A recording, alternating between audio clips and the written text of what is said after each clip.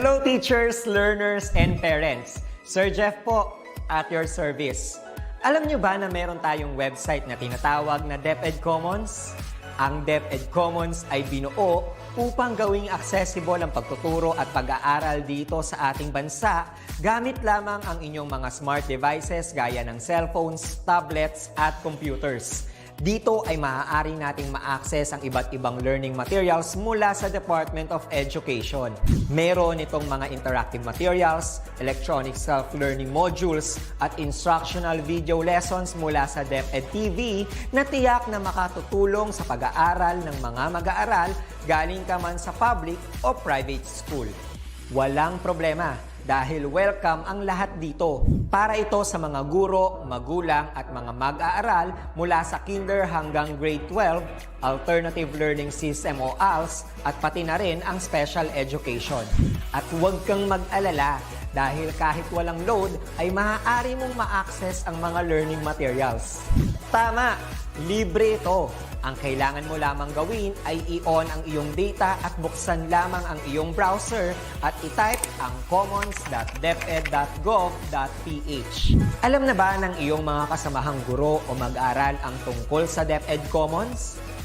I-share mo na ang video na ito upang matuto rin sila kung paano gagamitin ang DepEd Commons sa mabilis at napakadaling paraan. Muli, ito po si Sir Jeff at kita-kits po tayo sa DepEd Commons. Paalam!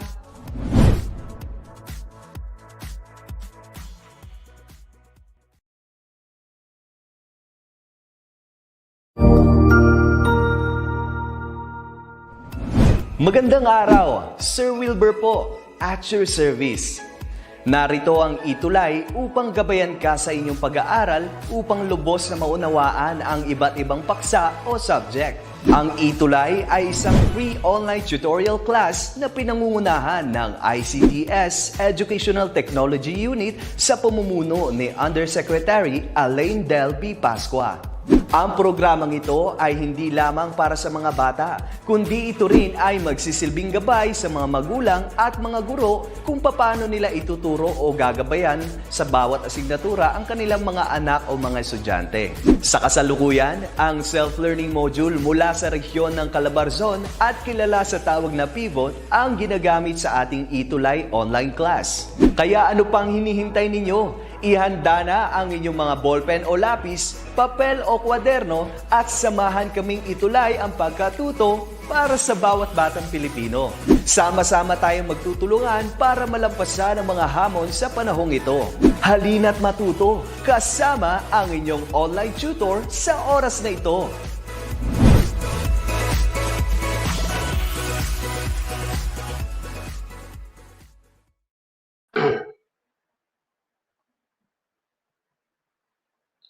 So ayan. Hello Team Online, Team Facebook, Team YouTube, at kung sino makakapanood nito at sa Team Replay po natin. So it's a brand new week. So let's start this Monday right. So I am Teacher Tony or Teacher Tony. Actually, I am a teacher broadcaster for physical science and now your online ETULay tutor for Earth and Life Science. So ayan po ha. So our time slot, no, every Monday magkakatinigan, nood tayo. We'll see each other virtually every Mondays, 4 o'clock to 4:40 p.m. So better share and like our post para makita ng mga students ninyo, sa mga teachers po na nanonood, good afternoon. At sa mga estudyante naman natin, para makita ng mga tropa nyo, mga classmates nyo, so they can also learn from our session. Okay? So yan, so bisitahin nyo lang po DepEd Edtech Unit, DepEd Philippines, and DepEd Facebook page.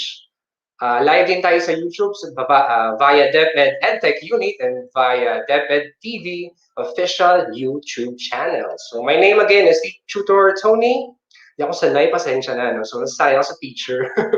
So yan, so welcome sa ating session. So I'll be teaching with you, I will be discussing with you the actually last concept na or last module na natin for Earth and Life Science. So Earth and Life Science is a core subject, a senior high school core subject. So ibig sabihin lahat ng strands natin for senior high school yung nagtitake nito. So except for the STEM kasi they have specialized subjects or specialized science subjects.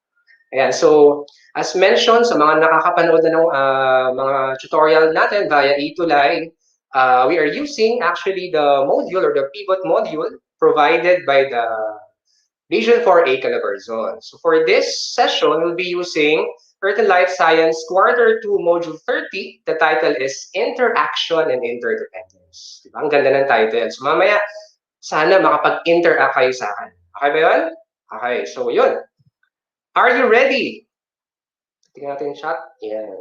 Ayan. So, are you ready? So, parang sa classroom lang tayo. So, the usual classroom setup, no, virtual nga lang. Pero, so, si teacher or si tutor may mga requirements. So, ready na natin ang pen and paper natin, our learning modules, if you have the copy of the pivot module, or kung wala naman, so you better listen and watch carefully. So, kailangan din natin ng presence ng mind natin, tsaka ng puso. Kasi mamaya, we'll be discussing about values. So, we're not actually developing your intellect lang dito. So, we are actually developing certain Filipino values. And may I request yung fourth na requirement natin. So mag-comment lang tayo at saka mag-react.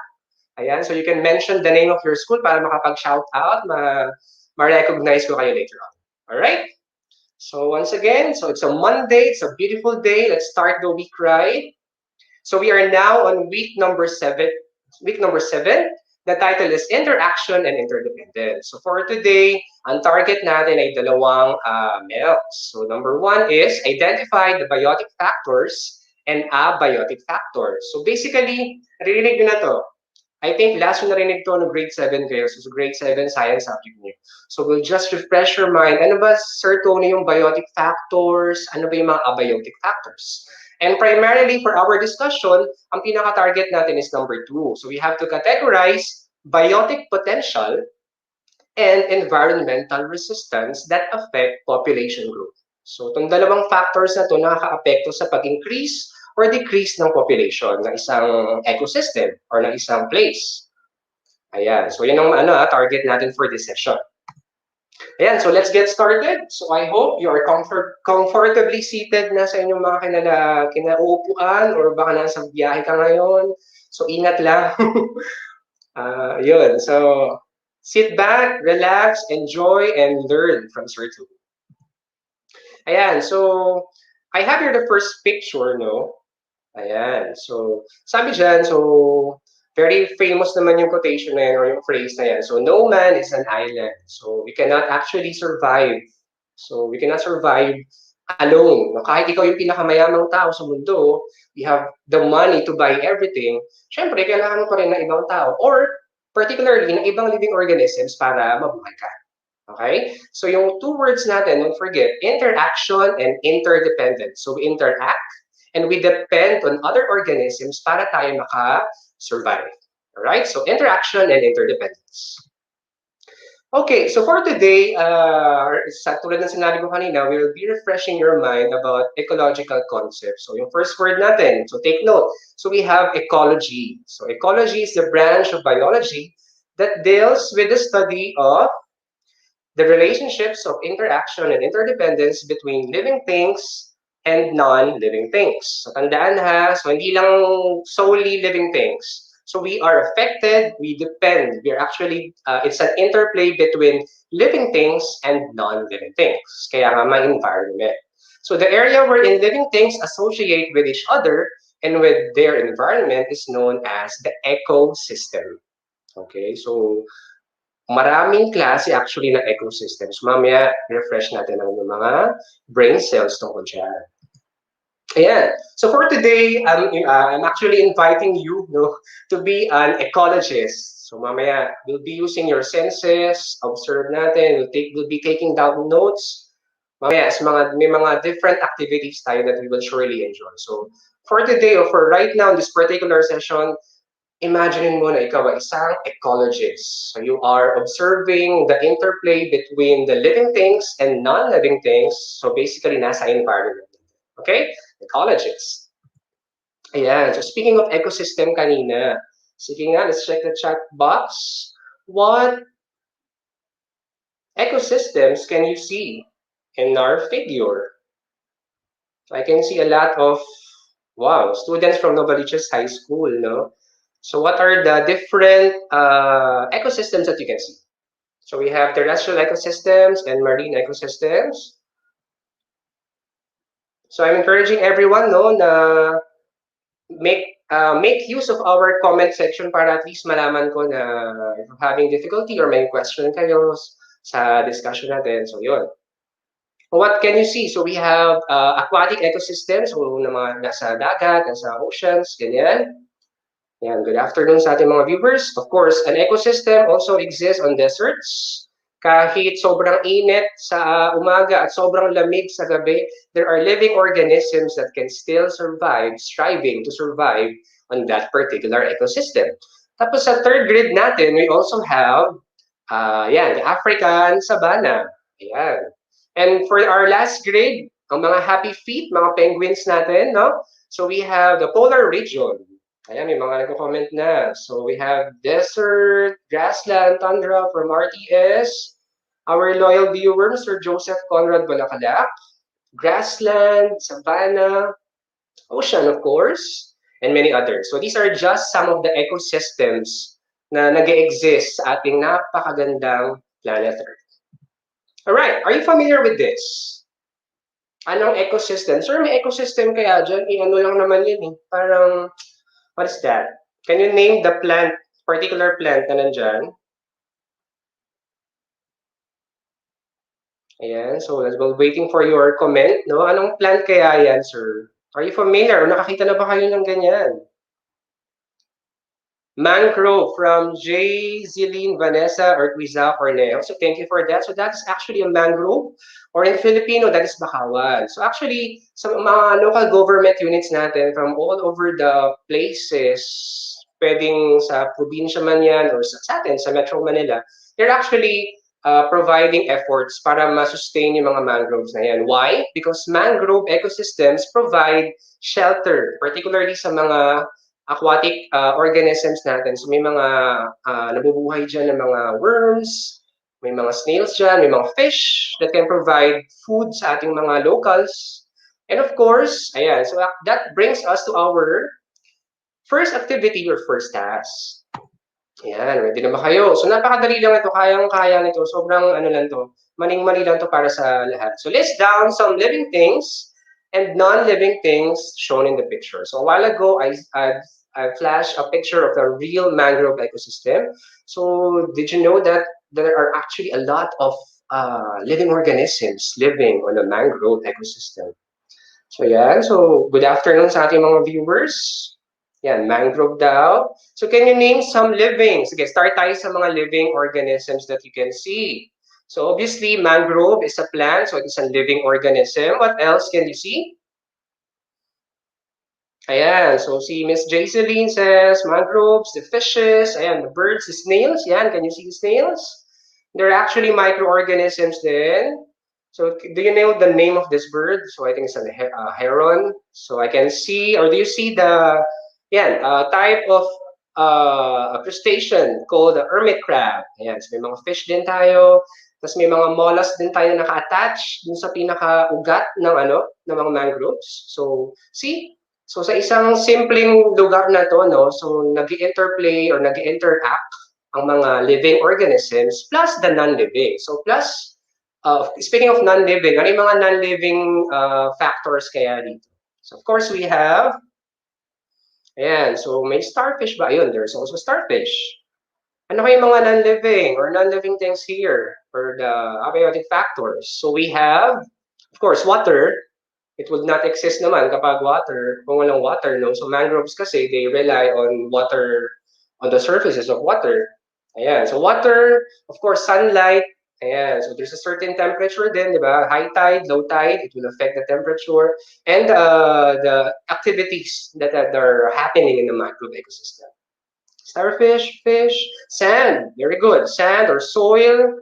Ayan, so those are the non-living components of our ecosystem. So we have actually a list now. You can see it on our screen. Mushroom. So wala pang mushroom ha, kasi aquatic ecosystem to ha. Walang mushroom dito. Alright, for living things, generally we have plants, we have animals, and naka-zoom dun sa picture kanina, we have microorganisms. Alright, so for the non-living things, some factors that affects the interplay, of course, we have water, air, and light. So, yeah. So, very important yung light source or the sunlight. As we all know, sunlight is the main source of energy on our planet. So, let's answer quickly lang some of our guide questions. So, good afternoon sa mga bago nating viewers.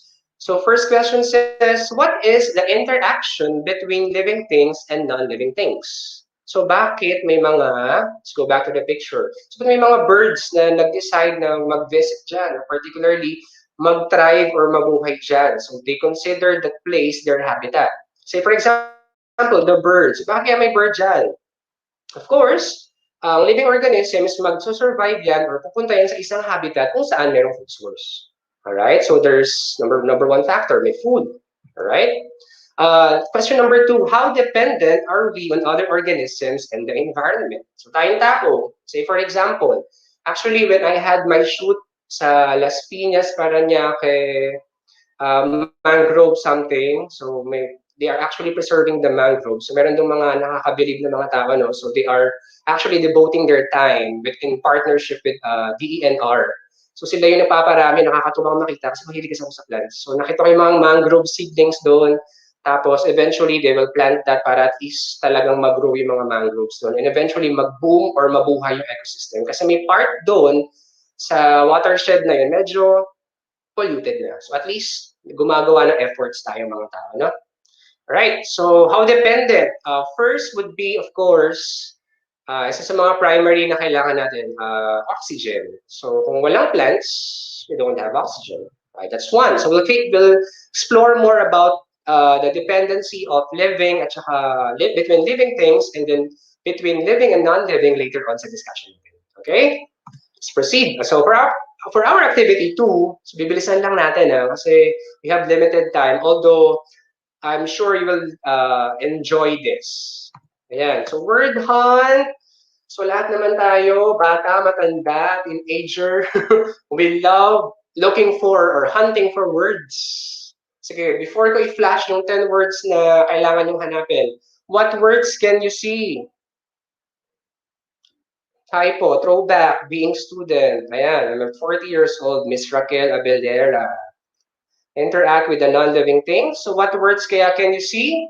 Ang dami no actually, pero I'll be asking you lang to find 10 words. Ayan. So sige nga. So find the words commensalism, community, competition, habitat, mutualism, niche, parasitism, population, predator, and symbiosis. So in-arrange ko lang siya ng alphabetically.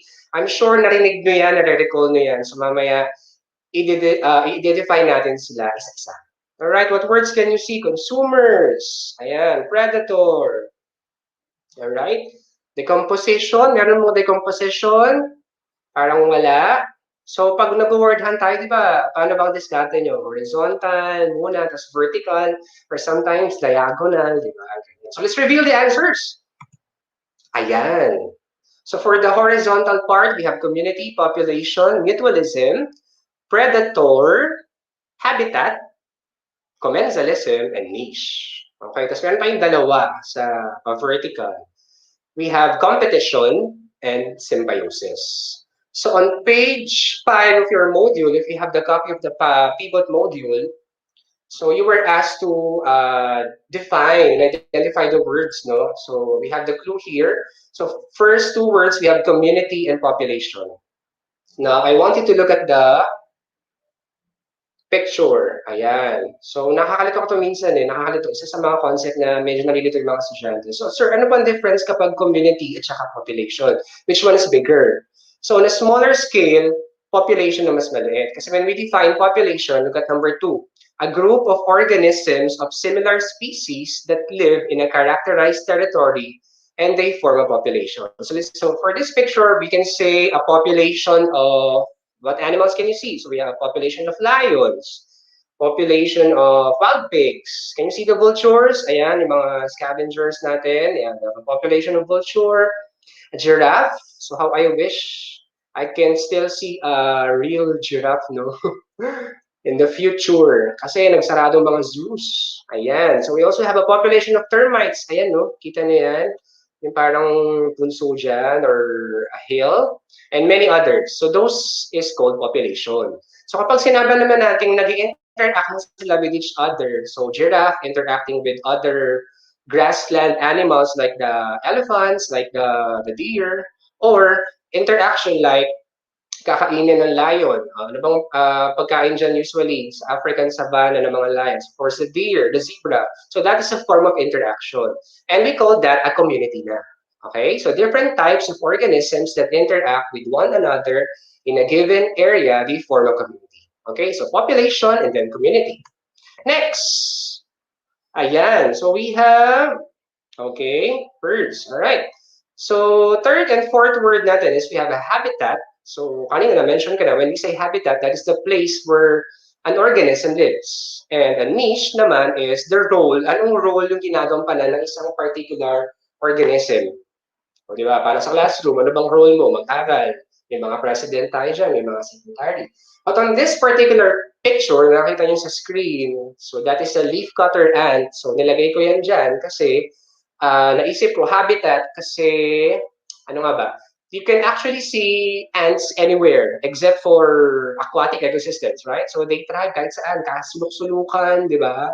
Ng mundo, mayroong mga langgam. And they are actually social animals and they are actually very masasipag. They're very industrious. May teamwork palagi. Diba? So, yeah. So, I hope we get to be inspired by these ants. No? Na kahit ganito yung setup natin, so we still interact with our teachers. Diba? And cooperate. Diba? Sa mga activities na pinapagawa nila sa atin.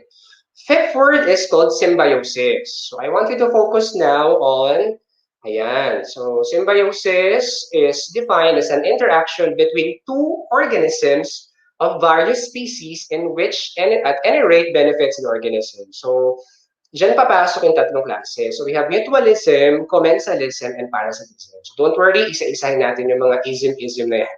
So for this particular picture, so I'm sure kilala niyo naman kung anong klaseng fish yan, di ba? So we have the sea anemone.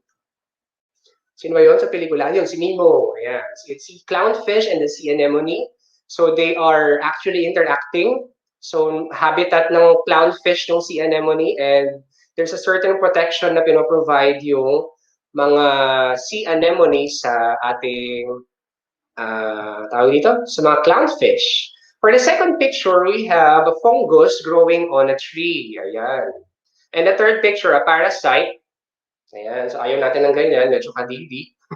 Kasing tabi sa mga nag-snacks while watching this. Pero ito kasi nakita natin talaga sa nature, no? So these are called symbiosis. So interaction between two different organisms. Tandaan na, dalawang magkaibang organisms.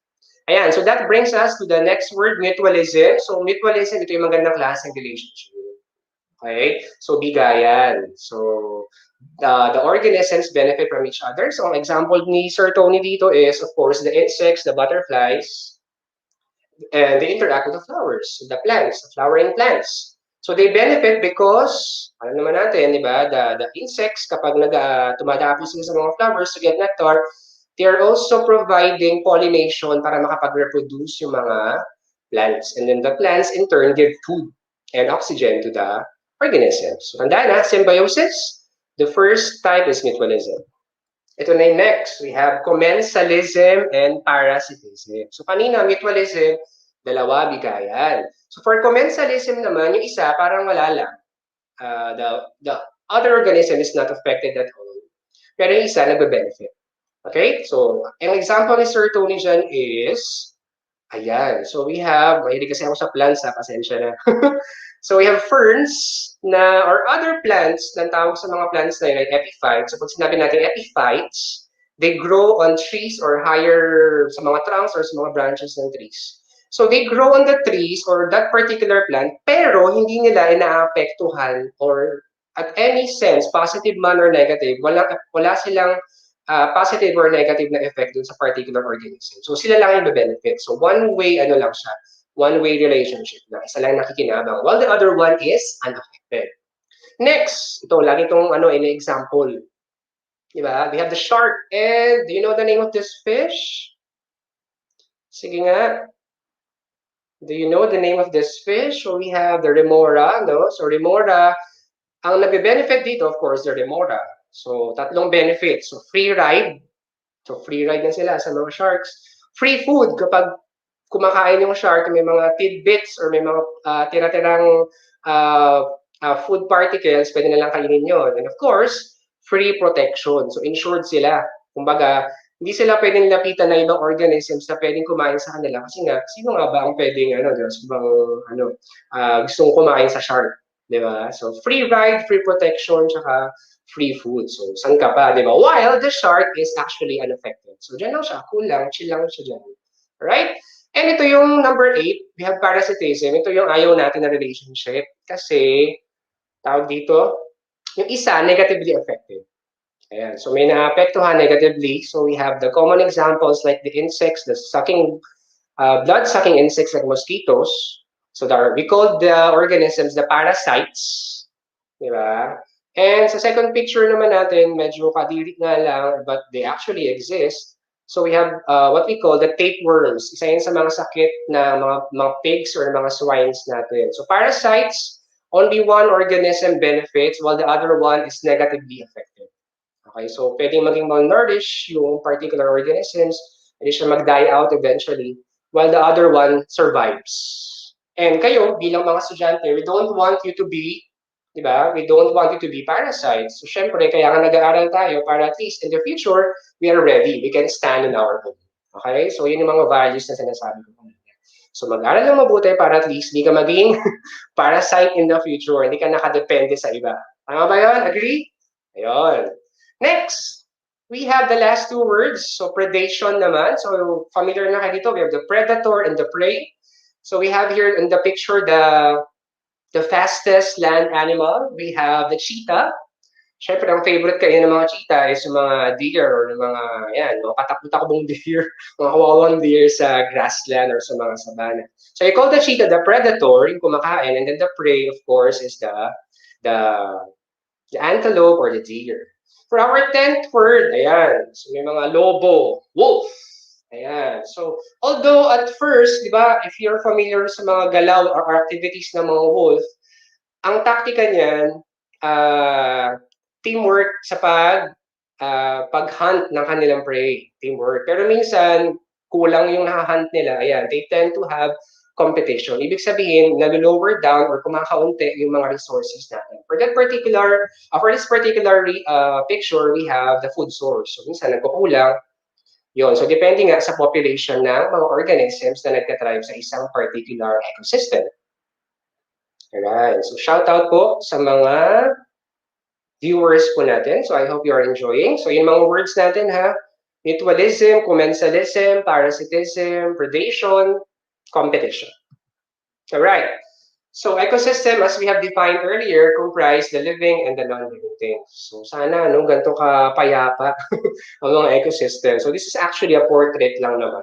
So, artistic representation lang. So, imagine yung mga tiger, pa-swimming lang, with the birds and the chimpanzees, with the snakes on the sides, di ba? Ayan. So, we call these living organisms as the biotic factors. So, ang etymology niyan, of course, is the word bio, which means living things. So, biotic factors, napakadali lang tandaan. Bio means living things. Ayan. So, their interaction can be used to classify them as the producers, consumers, and decomposers. Mamaya, babalikan natin yan sa particular na activity. So, the opposite of biotic factors, what we call abiotic factors. So, kanina, living, so of course, when we say abiotic factors, these are the non-living entities or factors na nakaka-apekto kung paano magta-thrive, tataas ba yung population o bababa ba yung population ng isang particular organism. So, yun. So, doon na papasok yung interaction at saka interdependence. Right? Ayan. So, sige nga, patingin nga ng mga like signs kung nakikinig pa rin or you're enjoying our presentation and our activities. Ayan. Speaking of the next activity. Ayan. So, hindi ko na yan babasahin, ha? Mga senior high school na kayo. So, I just want you to classify whether the particular organism or entity belongs to the biotic factors or abiotic factors. Ayan. So, medyo bilisan lang natin ng kaunti because of our time. Ayan. So, reveal na natin. So, madaling-madali lang yan para sa inyo. So, you just have to check For biotic factors, we have, of course, tree, dog, bacteria, cow, grass, flower, farmer, fish, at saka chicken. We also have, for abiotic factors, we have temperature, water, the pH of the soil. So minsan kasi ang soil, basic yan or acidic. So ayaw natin basic, ayaw natin acidic. Neutral dapat yung soil or yung pH ng soil para mag-grow ng tama yung mga plants. So see, mahilig talaga ako sa plants. Wind, carbon dioxide, salinity. So when we say salinity, yung amount ng salt, yung salt content or percentage ng salt sa isang particular body of water. So we have also oxygen and sunlight.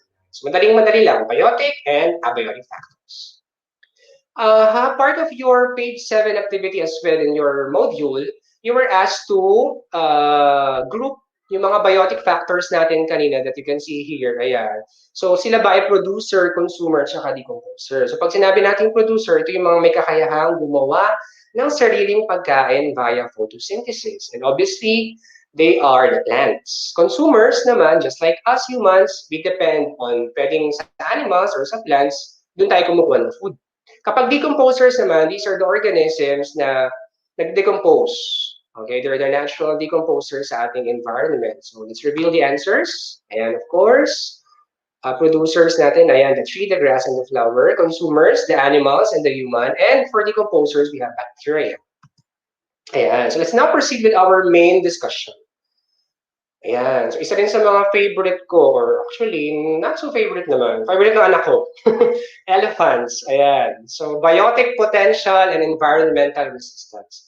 So, remember class, these are the two factors that affect the population growth. Sila nakaka-apekto sa pagtaas or sa pagbaba ng particular na population ng isang organism sa isang ecosystem. So, ano ba sir yung biotic potential? So, pag sinabi natin potential, kakayahan, ability. So, biotic, ibig sabihin yan, take a look at the first picture. Ayan. So, they were able to reproduce the male and the female elephant. Diba? So, that's their biotic potential. So, hanggang ganyan. Mamaya sa mga activities natin, you will observe kung mataas ba ang biotic potential ng ibang organisms compared sa ibang organisms. And for environmental resistance, just to give you a clue, ayan, yung nangyayari, nakakalungkot na nangyayari sa mga elephants natin, sometimes because of drought, diba? Or minsan, nabasa ko sa news recently, no, may bacteria sa nag-boom yung mga bacteria sa water source na iniinuman ng mga elephants. That's why some of them are dying. So naapektuhan yung kanilang system. So anyway, when we say biotic potential, ayan. So ayan, example ko dyan, mga daga, mga mouse natin, mga rats. Ayan. So when we say biotic potential, this is the rate at which life forms reproduce when they have the perfect conditions. Tandaan ha, perfect conditions that would advance effective generation. Ibig sabihin nga, nakakapag-reproduce sila, makakapagparami sila ng lahi. Hindi sila mawa-wipe out sa Earth. Okay? So ito yung mga factors or yung sinasabi natin na perfect conditions. So, you can take a screenshot of this or take note of this. First is adequate food and water supply. So these are the basic sources. Diba? Food and water, basta may pagkain, basta may tubig, mabubuhay ang isang organism. Next factor, no diseases. So kapag no diseases, of course, ang biotic potential yan mataas. Kasi nga, they can survive in a particular ecosystem kahit anong klaseng environment for as long as they have no disease. And ayan, speaking of that, the third factor is suitable habitat. So maganda yung environment nila. Provided ang mga resources, may balance between the predators and the prey. Yan, that brings us to the last factor, no predator. So minsan masama din kasi pag nawala na may mga predators, is like yung mga problema natin sa farm natin sa Philippines.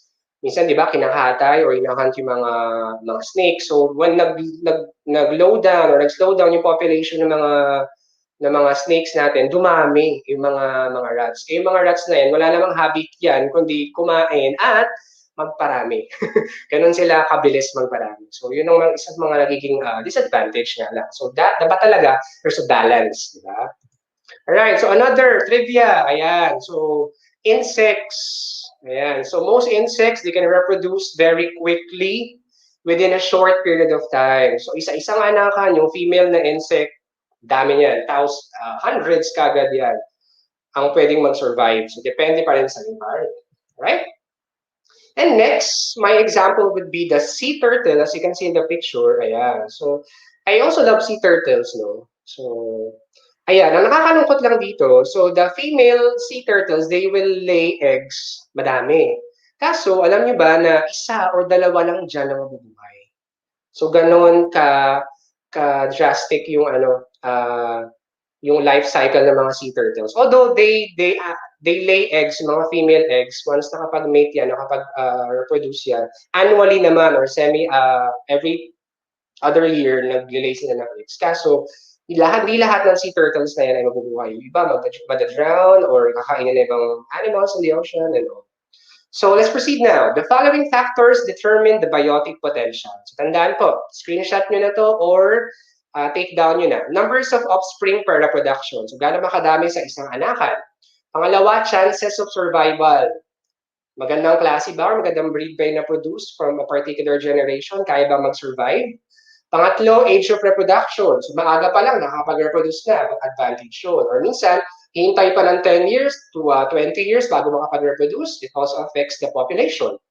Age at which propagation starts. And the final factor is how frequently every individual replicates.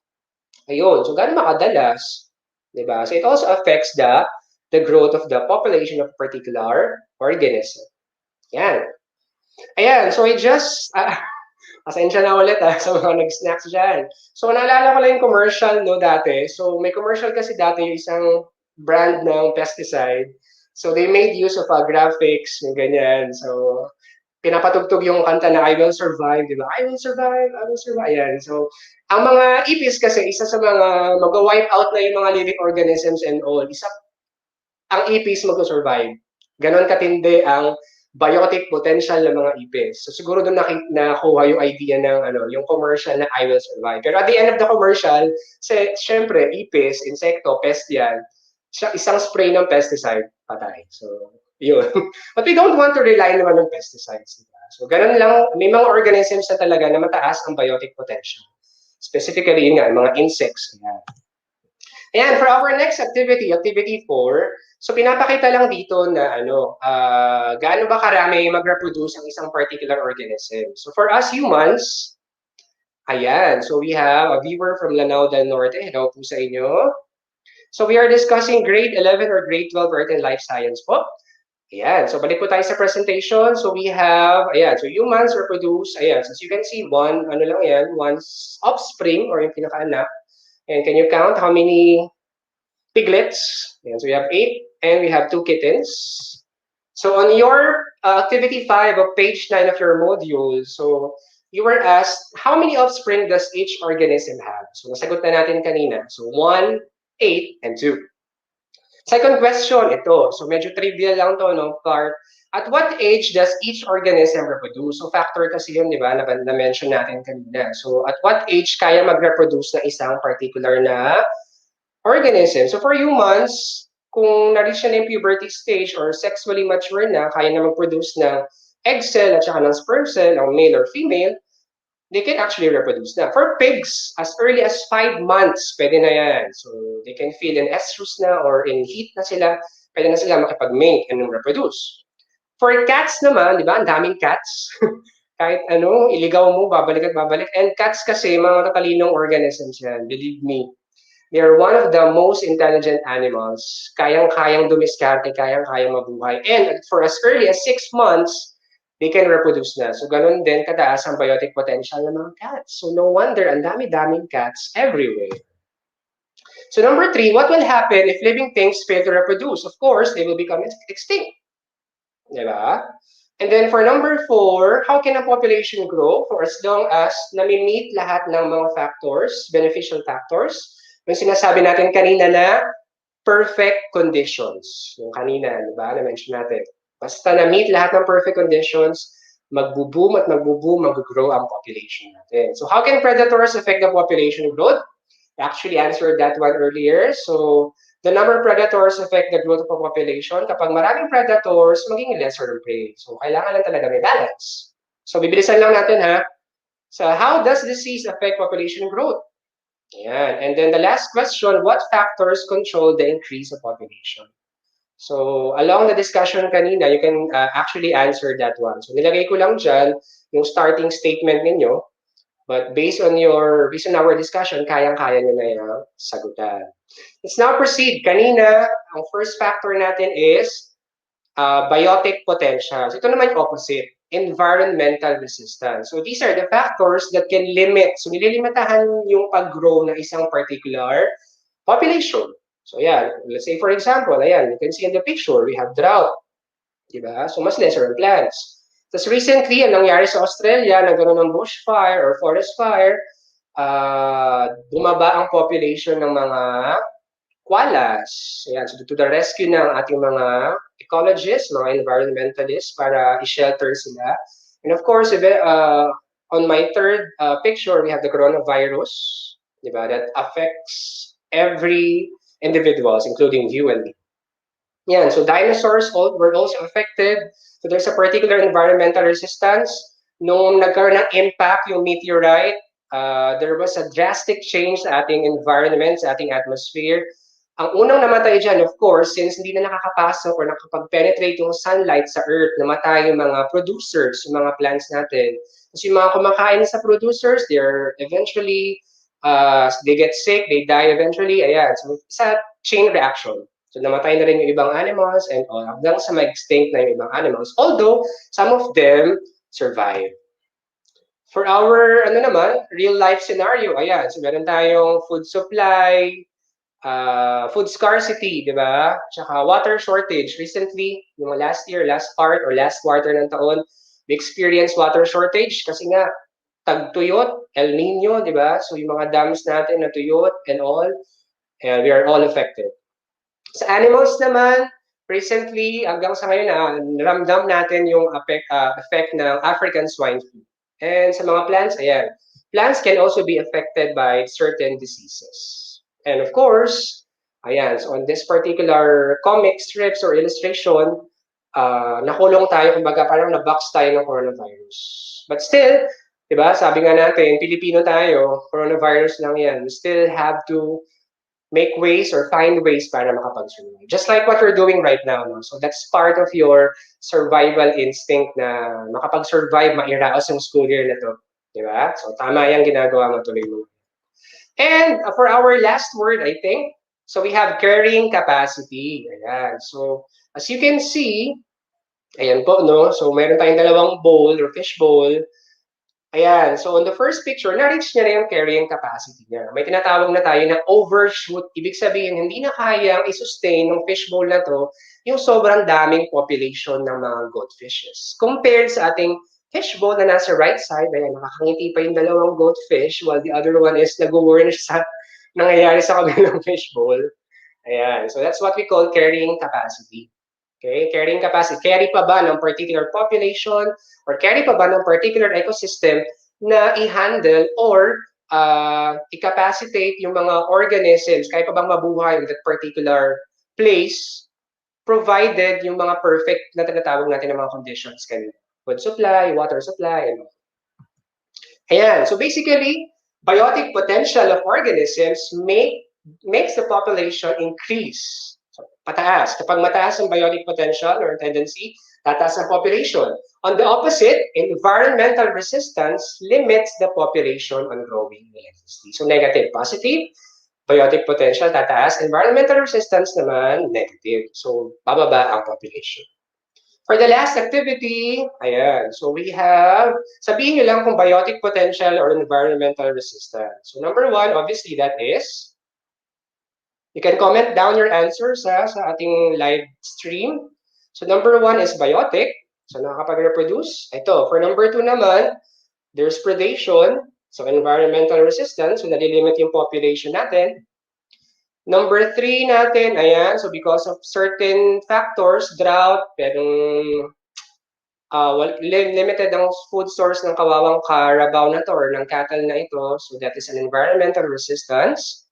Number four, sige, hintayin ko yung mga chat ninyo for your answers. Number four, ayan, so there's competition, environmental resistance, nalilimit ang growth ng particular organism. Then finally, We have here a lion, tsaka yung mga cubs. So that is abiotic potential.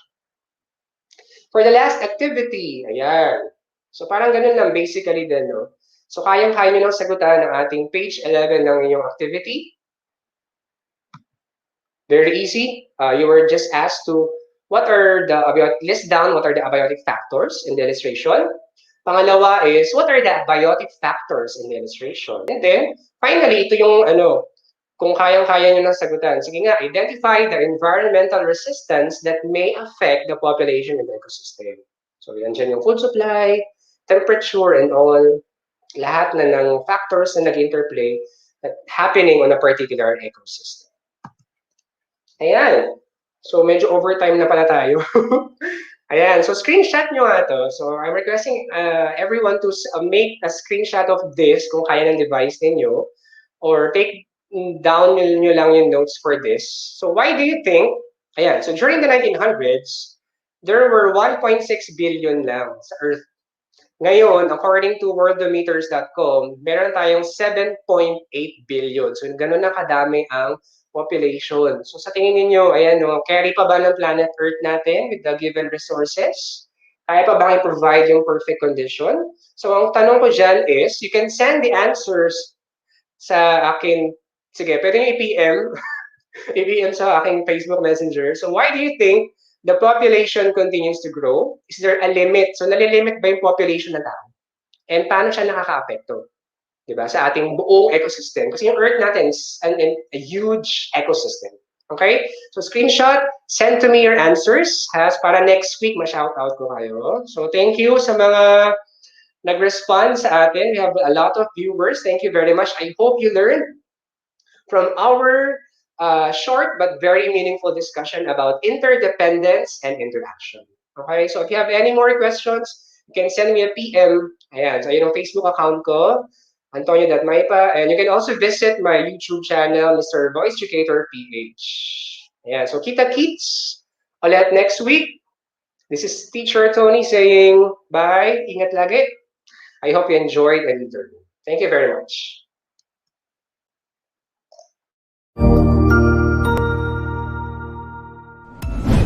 Sigurado ako na marami ka na namang natutuhan sa ating ETULay tutorial session ngayong araw. Tandaan, ito ay hindi lamang para sa ating mga mag-aaral, kundi pati rin sa ating mga minamahal na guro at mga magulang na kaagapay natin para maituloy ang pagkatuto sa kabila ng nararanasang pandemya. Patuloy ding sumubaybay sa DepEd TV para sa mga araling ginawang video episodes. Mapapanood ito mula Lunes hanggang Sabado, alas 7 ng umaga hanggang alas 7 ng gabi sa inyong mga telebisyon. Abangan bukas mula 1:00 ng tanghali ang iba pang aralin sa ating ETULay free online tutorial session sa English. I-like and subscribe at manatiling nakasubaybay sa ating ETULay tutorial session sa DepEd Edtech Unit FB page at Educational Technology Unit channel sa YouTube at sa DepEd Tayo at DepEd Philippines social media accounts. Paalam!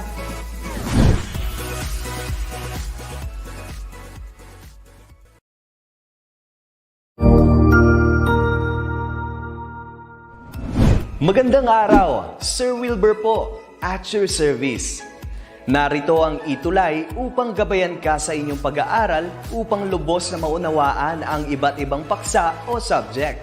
Ang ETULay ay isang free online tutorial class na pinangungunahan ng ICTS Educational Technology Unit sa pamumuno ni Undersecretary Elaine Del B. Pascua.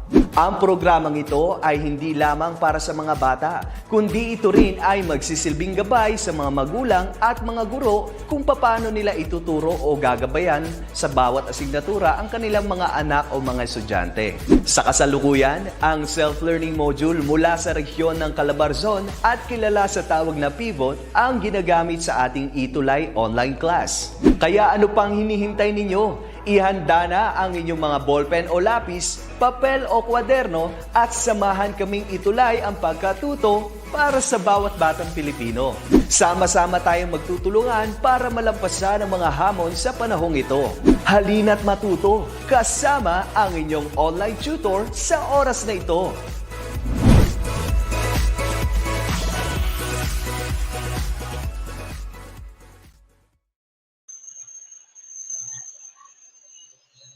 Ayan, magandang hapon po sa inyong lahat. Once again, I am Tutor Kat. Para sa subject na Media and Information Literacy, binabati ko po lahat ng nanonood sa ating ETULay online tutorial. Hello po, kindly type in the comment section po ang inyong eskwelahan para po ma-shoutout natin later. Okay? Handa na ba kayo? Let's begin.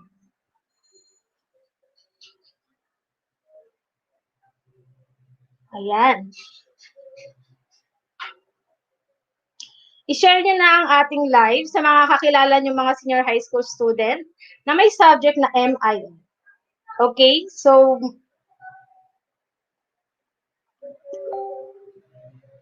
yan. So, we are now on week 7 with the topic Producing Multimedia Content. Okay? So, ang ating module po, once again, ay downloaded mula sa DepEd Commons gawa ng Region 4A Calabarzon. Okay, very exciting yung topic natin kasi it's all about producing multimedia content. And I know most of the students nowadays produce multimedia content. Tama ba? Okay, patype nga ng me sa ating comment section if you have at least once created a multimedia content or a video clips and etc. Okay? Hello, magandang hapon, Ani Basing. Watching from Namaran Agro-Industrial National High School. Ayan, magandang hapon. Sir Ricardo, magandang hapon din, Dennis. Okay, so let us start.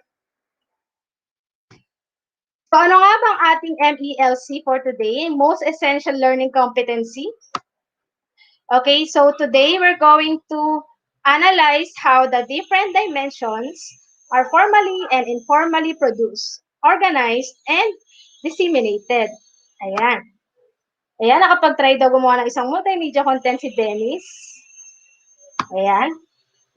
So, meron tayong tatlong objectives for today. Ang ating unang objectives, we're going to discuss the stages of creating multimedia content. So, ang paggawa ng multimedia content ay merong prosesong pinagdadaanan. Okay? Which is later, di-discuss ko po. Number 2, identify the factors considered in content creation. Okay? So, ano nga ba yung mga dapat nating isaalang-alam sa paggawa ng isang multimedia content? And last one, relate forms of media to relevant concepts. Okay? So, let us have a short review. Time for review. Okay, now I want you to identify the dimensions most related to the items that I'm going to show you later. So, type nyo lang po yung visual, word na text, audio, visual, motion, or manipulative. Again, ito yung mga dimensions of multimedia. Ito yung natapos na natin discuss sa mga previous tutorial. Good afternoon, Genesis. Ayan, watching from Kidapawan City Division. Hello po, Jeza Horas. Okay, let us start the review. Okay, Rubik's Cube. Is Rubik's Cube under manipulative, visual, text, audio, or motion? You may participate by typing in the comment section po. Okay, so ang Rubik's Cube ay manipulative. Next is track. Okay? Yung track, yun yung technique ng pagkuha ng video in which yung camera is you're moving it to the left and to the right. So, this is under motion. Number 3, hip-hop beat. Okay, yung hip-hop beat, is it a text, audio, visual, motion, or manipulative? Okay? Ayan, si Weirno. Siguro sagot mo dito sa number 1, yung sa Rubik Cube. Magandang hapon po, Ma'am Nancy Margas. Okay, the answer is audio. Number 4, script. Ayan, the answer is text. Ayan, si Joseph Bulaklak. Number 2, motion. Tama ka dyan. Number 5, photography. Is it visual, audio, motion, or manipulative? Visual. Okay, let's proceed. Number 6, FLAC or FLAC, Free Lossless Audio Codec. Okay? It's, tama ka dyan, Joseph, it's audio. Next, number 7. Rule of thirds. Diba? We follow this sa audio and video motion. Number 8. Sans serif. Okay? Tumutukoy yan sa font. Diba? Klase ng font. If meron siyang feet or may walang feet, it's text. Game app. Mga game applications. Ayan. Magandang hapon, Sarah. Sagot mo ay visual. Game app. Hello po. Magandang hapon, Ani ang what? 8 is text. Tama ka dyan? Yan. Tama ka, Ma'am Sarah. Or Sarah, it's manipulative. Number 10, tilt. Again, it's a camera technique. So, saan kaya siya under? It's motion. Number 11, infographics. 11, it's visual. Number 12, modeling clay. Correct ka dyan, Dennis, manipulative. Number 13, MP3. Diba? Very familiar tayo dyan. Pag nagsa-sound trip, that is a sound format. Diba? Audio. Yan, magandang hapon din, Lucille, Ma'am Lucille Mocoro. Ayan. Number 14, Century Gothic. It's text. 15, AAC. It's another format for audio. Number 16, Zoom. Tama ka dyan, Joseph. It's motion. Number 17, rolling shot. Rolling shot. Okay, it's motion. Number 18, haptics. Okay, manipulatives. 19, another format, TTF. It's text format. Correct, Dennis. Next, point of view. Okay, point of view is under visual dimension. Okay, I hope na nalinawan kayo sa iba't ibang klase ng dimensions kasi it's a prerequisite kasi gagawa na tayo ng sarili nating multimedia content. Okay? So, let me check. Okay, nandyan yan sa ating module. Let us have this activity to check if you have a prior knowledge doon sa tatlong stages na dinadaanan sa paggawa ng isang multimedia content. Okay? Ano kaya yung sa tingin nyo na under ng stage 1 or yung first stage, stage 2, tsaka ng stage 3? Okay, let's start with stage 1. You may type in the comment section po. Ano kaya yung mga under sa ating stage 1? Okay. Magandang hapon po, Sir Joe Samson, watching from Dagupan City. Okay, stage 1, under dyan ay ang creative briefing, script writing, we have storyboarding, and sa ating stage 2, andyan yung shooting, graphics designing, and sound recording. And sa last stage naman, we have the editing and user testing. So we're going to elaborate or discuss it in detail later. And ano nga ba yung tawag sa stage 1, 2, and 3 na yan? Okay? So, but first, let us start with the factors to consider in producing a good content. Okay? So, ano nga ba yung mga dapat natin isaalang-alang sa paggawa ng isang maganda at effective na multimedia content? Now, alam nyo ba na meron dalawang klase ng multimedia content? We have the so-called the formal and informal multimedia content. Now, paano masasabi kung ang pinapanood mo or ang ginagawa mo ay under ng formal? Ang formal multimedia content, ang halimbawa niyan ay ang mga newscast, mga documentaries, webinars, and so on. While yung informal naman, yun yung tumutukoy sa mga vlogs. Diba? Usong-uso yan sa YouTube. Diba? Lagi tayo nanood ng mga vlogs, video games, texting, TV shows. Yan yung mga informal. So, doon sa formal at informal, hindi natin pwedeng sabihin na mas maganda ang formal kaysa informal or vice versa. They're of equal footing. Bakit? Ano ba yung dapat natin i-consider para masabi na maganda ang ginagawa nating multimedia content or ang ginawa nating multimedia content? The most important thing is that the multimedia content that you have created connects with the audience. So, napakalaga ng connection. Yung makuha mo yung audience mo. Yung magawa mong mag-subscribe siya sa'yo or mapanood yung ginawa mong content. And at the same time, kung yung content mo, it really serves its purpose. Okay? So, I will present to you eight factors to consider. Okay? Makinig kayo mabuti. Magandang hapon din po, Ma'am Virginia Baldomero from Division of Valenzuela. Sermon watching from Caloocan. Hello po. Okay, ang unang factor po natin ay establish your thesis statement. Okay? So, what particular message do you want to impart to your audience? 'Di ba? Sa thesis, 'di ba, kailangan mo muna identify yung problem. Ano kaya yung message na gusto mong ibahagi using your multimedia content? Ano ba yung mga social issues na trending, 'di ba? Ano ba yung current issue and the like? Okay, number 2. Know your audience. Ito, sobrang importante itong factor. Know your audience. Ano ba yung mga dapat natin isalang-alang sa mga manonood? Una, yung kanilang level of understanding.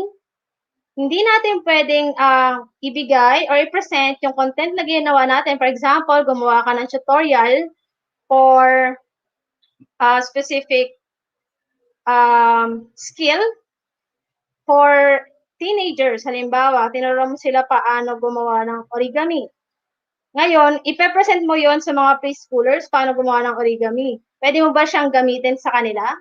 So, syempre hindi. So, i-adjust natin yung ating video tutorial na ginawa based on sa kanilang level of understanding, di ba? And their way of thinking. Paano ba sila mag-isip? Ano ba yung mga bagay na nakaka-catch ng kanilang interest? Okay? Number 3, determine your purpose. So, once you have your goal now, ano ba yung purpose mo? Gusto mo ba silang i-entertain? Gusto mo bang i-educate sila? Or do you want to correct wrong perceptions? And the like. Ayun. Gusto mo ba silang ma-touch doon sa iyong content? And so on. Number 4. Ayan, magandang hapon po, Ma'am Charissa, watching from Kidapawan City National High School. Number 4, choose your style. Now, kung ang goal mo is to entertain, di ba? Kung ang purpose mo is to entertain, anong style ang gagamitin mo? Anong strategy ang gagamitin mo? Are you going to do storytelling? Are you going to do vlogging? Discussions like webinars? Are you going to create an infographics for that? And so on. Okay? Choose your style. Number 5. Think of an innovation. Sa panahon natin ngayon, 'di ba? Sobrang dami ng mga YouTube contents. For instance, mga video contents sa YouTube. If you are planning to make a video tutorial or a vlog, paano siya magiging kakaiba in a way na papanoorin ka nila, magsusubscribe sila sa iyo unlike dun sa ibang may kaparehas mong content, 'di ba? Think of an innovation. Think of something new, 'di ba? For instance, isa kang chef and you have decided to make a tutorial on how to make a specific dish, di ba? Paano mo siya i-innovate, ita-transform into something new, di ba? Number 6, decide your language. Di ba? Pag formal multimedia content, we can use English language. Diba? Pag informal, we can use the Tagalog. Kasi in that way, mas madali nila tayong naintindihan. Number 7, explore other options. Okay? Paano mo gustong i-broadcast or i-share sa public yung content mo. You're going to stay sa Facebook, through YouTube, and the like. Diba? Nowadays, hindi lang naman isang platform ang ginagamit ng isang tao, hindi lang naman isang social media account ang meron sila. So we can broadcast or share our content using the different platforms like Twitter, Facebook, Instagram, and etc. Number 8. Okay, number 8, think of what others can give back. Okay, I'm not referring to money here or kung magkano yung makukuha mo out of that content. I'm referring to the reactions of the audience. Okay? Hello, Cindy, watching from Mambog, Malolos, Bulacan. So, ano ba yung goal mo at the end of the content after nila mapanood yan or makita or mabasa? Gusto mo bang, ano yung feeling na gustong maramdaman ng audience? Feeling in love ba? Matakot? Magulat? Matouch? And etc. Okay, so para mas madali natin tandaan, we have this acronym, TAP Silog. Diba? To remember these 8 factors in creating a multimedia content. Okay? So, according to Agency for Healthcare Research and Quality in America and US, meron daw 4 na paraan on how to effectively communicate. Paano tayo mas epektibo na makapagbibigay, makapag-communicate ng information sa audience. So, meron ditong 4. Tailoring the message. Communication design for an individual based on information from the individual. Diba? In short, tailoring the message meaning you are personalizing or customizing the message based on that person or the specific person's characteristics or skills or interests.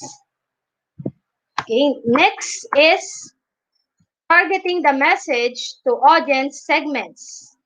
Okay, communication design for subgroups based on group membership or characteristics such as age, gender, or sex, race, cultural background, language, and other psychographic characteristics such as a person's attitude. So, dito naman, it's more on general. So, kung gagawa ka ng multimedia content, you have to consider one of the following characteristics kung according to the age ba, gender, sex, race, cultural background, and the like. Okay? Next is using narratives. Communication delivered in the form of a story, testimonial, or entertainment education. Okay? In short, dito yung you are creating a content, you're making a story.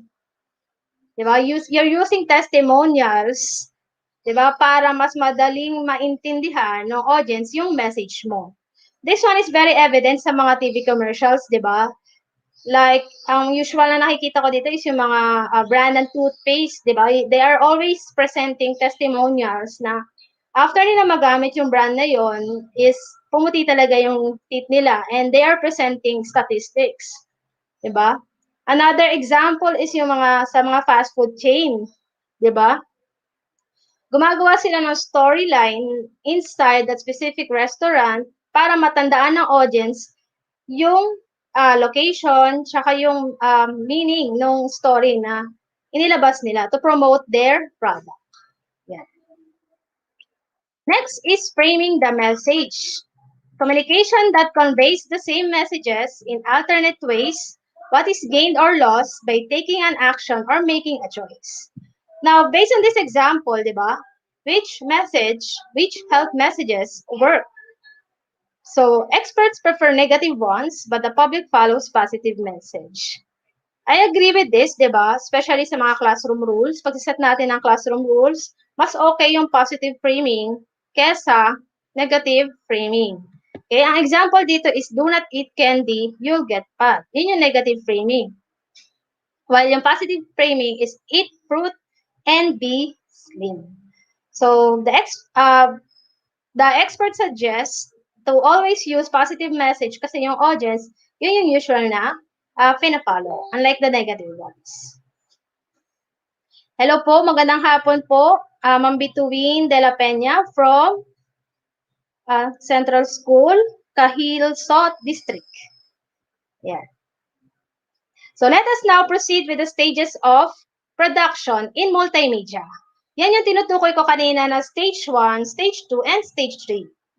Okay, so ngayon pangalalanan natin sila. So meron tayong tinatawag na pre-production stage or yung stage 1. Production stage and the post-production stage. Pag sinabi natin pre, it's before the production. Production stage is during, while the post-production meaning after. Let's start with pre-production stage. Under the pre-production stage, we have planning meeting. Okay, this kicks off the multimedia production process. So dito, nagkikita-kita or nagsasama-sama yung mga involved sa paggawa ng multimedia content.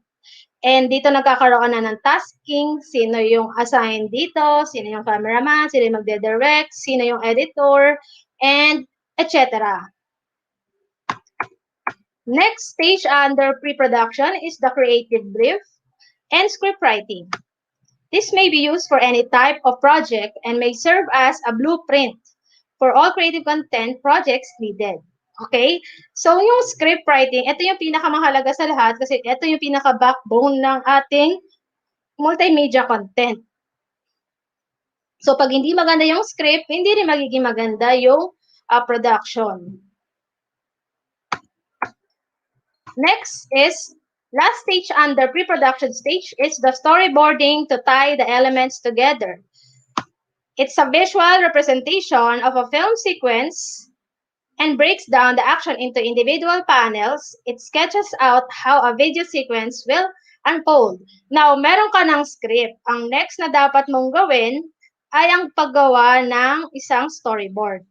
Now, ang storyboard ay naka-arrange siya by scene.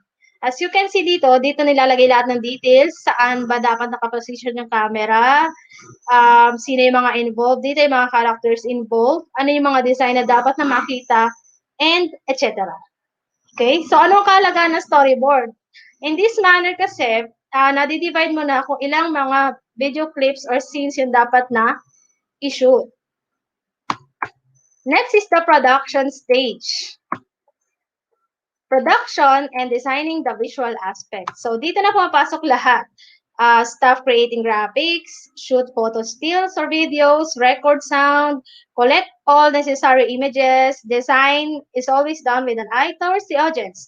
So, dito na nangyayari lahat ng audio recording, video recording, pagde-design ng background, pag-arte mismo, or yung mismong paggawa ng content.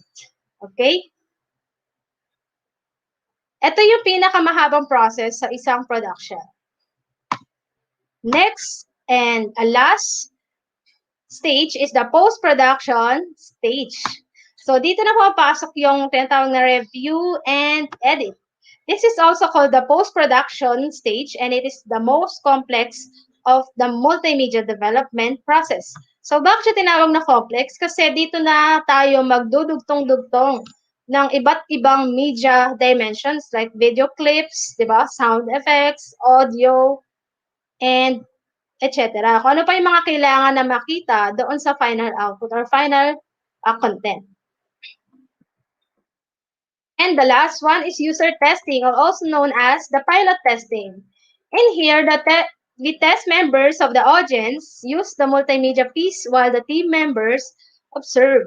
So, bakit mahalaga ang user testing? Kasi in this manner, nakikita natin kung ano ba yung reactions ng ating target audience, kung natuwa ba sila or meron silang mga observations doon sa iba-broadcast mo pa lang na i-out mo pa lang na multimedia content. So, yung example dyan is sa Sesame Street. Yan po yung nasa module na example. Diba? Bago maglabas sa mga episodes, yung DepEd TV, or kahit anumang palabas sa TV, nagkakaroon silang tinatawag na user testing. Para makita yung mga lapses, diba? Yung mga dapat na i-add or dagdag. Then after that, it's ready na. Okay? So, clear po ba? Again, so those are the 3 stages in creating multimedia production. We have pre-production, production stage, and post-production. Now, let us have this activity. Let us work on the first three things to consider in preparing a creative content. Diba kanina i-present ko is top silog. So let us just use the top, TAP, for thesis statement, audience, and purpose. Okay? Magandang hapon po, Ma'am Frem Abido, watching from Kabukbukan National High School. Ayan, look at the poster po. Identify natin yung thesis statement dyan sa poster. Ano ba yung goal? Bakit ginawa yung poster na yan? Or para saan yung poster? Who are the main audience of this poster? What do you think is the purpose of this poster? Okay, so let's start with the thesis statement. Kung mapapansin niyo po, mukha siya ng babae and meron siyang parang nakapunch sa eye. Meaning, it symbolizes to stop domestic violence. Diba? Stop domestic violence. And who are the main audience of this poster? The target or audience is the women, for women, especially those who are victims of domestic violence. Yung mga nakakaranas ng pang-aabuso. Diba? Next is, what do you think is the purpose of this poster? Bakit nga ba yan ginawa? Yan, magandang hapon po, Ma'am Florita Mateo, Sir J.D. Babon, watching from CADSEV, SDO, Calbayog City, Samar. Hello po. Yan, para saan kaya tong poster? Okay, the original title of this poster is Open Your Eyes. And its purpose is to urge the victims of domestic violence to do so and combat violence. It urges women yung nakakaranas ng domestic violence to fight for their right. So, yun po yung aim ng ating poster. Okay? Let's proceed with poster B. We can do it, di ba? Now, what is the thesis statement? Who are the main audience of this poster? Okay? Let's answer it one by one. Ano kaya yung goal or purpose nitong poster letter B? We women can do it. Diba? Who are the main audience of this poster? It's for women. What is the purpose of this poster that remains relevant up to the present times? Yan, tama si Joseph. Open your eyes daw. Yan. So, women empowerment remains a relevant issue. Diba? But this also transcends to mean empowerment to all regardless of gender. It's the implied meaning of this is for gender equality. Not only for women, but all regardless of gender. Okay?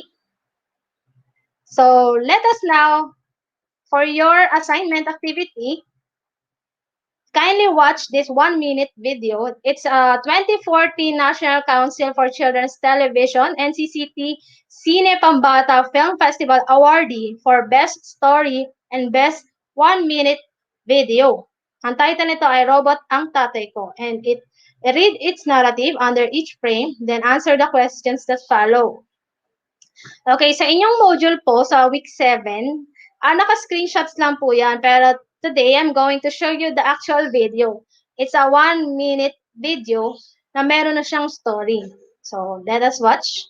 Then, sagutan niyo po yung mga tanong later, kahit after po ng ating live sa inyong bahay, para ma-assess niyo po if really understand the movie. Siya ang tatay ko, hindi ordinaryo. Tuwing nagagalit, nagiging robot na macho. Takot sa kanya mga kainuman, pati kapitbahay, pati si nanay, na may superpowers din. Dahil sa lakas sa tatay, di siya umaaray. At ang balat niya, nagbabago ang kulay sa bawat hataw at aray. Sabi niya sa akin, tis na lang. Balang araw, lalabasin daw ang aking kapangyarihan. Ako, may powers din. Ang galing naman. Isang araw habang ako nasa bahay, naging robot ulit si tatay. Inakala akong kalaban, pero bago pang hatawan, lumabas ang tunay kong kapangyarihan. Super scream na abot kung saan-saan. Dumating ang mga pulis at sinama si tatay. Saan siya dadalhin? Tanong ko kay nanay. Aayusin daw nila ang buhay ni tatay. Para sa kanyang pagbalik, hindi na siya robot na matapang, kundi ang pagmamahal ang tanging kapangyarihan.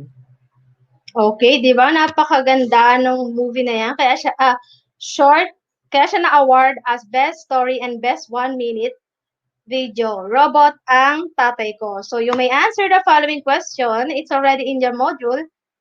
Diba? 8 questions. So identify the thesis statement of the film. Okay? Who are the expected audience doon sa film na yon? What is its purpose? What is the style or genre of this content? In what way does the story show innovative ideas, inform, and content? What is the language used? Propose an option for an alternative platform where the content can be viewed. Another style of storytelling. And last question is, what can your audience give back? What do you expect your audience would do after watching this video? If you will just rewatch the video, makikita nyo kung ano yung implied meaning, no? Yung tatay actually hindi siya robot. Meron siyang nire-represent na attitude ng isang tao. Okay? So this will be your assignment. Okay, let us now proceed with the assessment part. So, just type in the answer sa comment section po. Magandang hapon po, Sir Joel. Watching from Calbayog Arts and Design School of Eastern Visayas. Okay, the core of any media content is A, philosophy, B, production plan, C, thesis statement, D, visual storytelling technique. What do you think is the answer? It's letter C, thesis statement. Number 2, it refers to the summary of a company's background and goals used in pre-production. Okay? The answer is creative brief, letter B. Number 2, it refers to a visual guide used in producing a media content. Okay, so ito yung naka-box. It's letter, okay, your answer, Ira, is C. Joseph is C. Again, it's a visual guide. Okay, pag sinabi yung visual guide, meron siyang pictures. May drawing. Okay? Letter B, outline. Okay, the correct answer is storyboard. Okay? Storyboard. Yung meron siyang picture sa box. Sa box, meron picture and merong text sa ilalim. Number 4, the production stage when editing takes place. Sa anong part nagaganap yung editing and review? Nasa pre-production ba? Sa production, post-production, or sa review? Okay?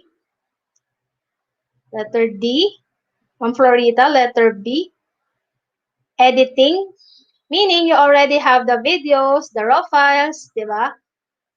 Then, all you have to do is to connect. Pagko-connect na kayo. So, anong production stage kaya siya? Sir John Jimenez, letter A daw. Okay, it's under letter C, post-production, nasa review and edit. Okay, so tama din yung sagot mo, Joseph, nasa letter D. And number 5, last. This will be the last. It's a step in media production wherein sample audience views and comments on the produced material prior to mass release. Okay, dito na nagaganap yung pagpapanood sa ilang targeted audience para makita mo yung reactions nila.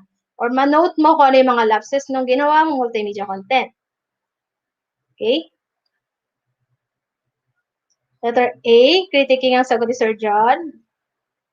It's letter. Tama ka, JD Babon. It's user testing. Okay, so I hope natuto kayo sa ating lesson for today about producing multimedia content. Let me end my discussion with this quotation. Creativity is intelligence, having fun. So let us all go out of our box, di ba? Move out of the box and be an inspiration to others.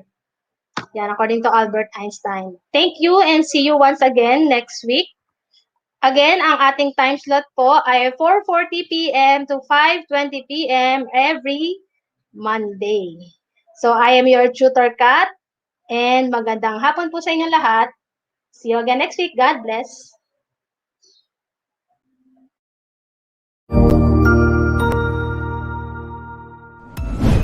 Sigurado ako na marami ka na namang natutuhan sa ating ETULay tutorial session ngayong araw. Tandaan, ito ay hindi lamang para sa ating mga mag-aaral, kundi pati rin sa ating mga minamahal na guro at mga magulang na kaagapay natin para maituloy ang pagkatuto sa kabila ng nararanasang pandemya. Patuloy ding sumubaybay sa DepEd TV para sa mga araling ginawang video episodes. Mapapanood ito mula Lunes hanggang Sabado, alas 7 ng umaga hanggang alas 7 ng gabi sa inyong mga telebisyon. Abangan bukas mula alauna ng tanghali ang iba pang aralin sa ating ETULay free online tutorial session sa English. I-like and subscribe at manatiling nakasubaybay sa ating ETULay tutorial session sa DepEd Edtech Unit FB page at Educational Technology Unit channel sa YouTube at sa DepEd Tayo at DepEd Philippines social media accounts.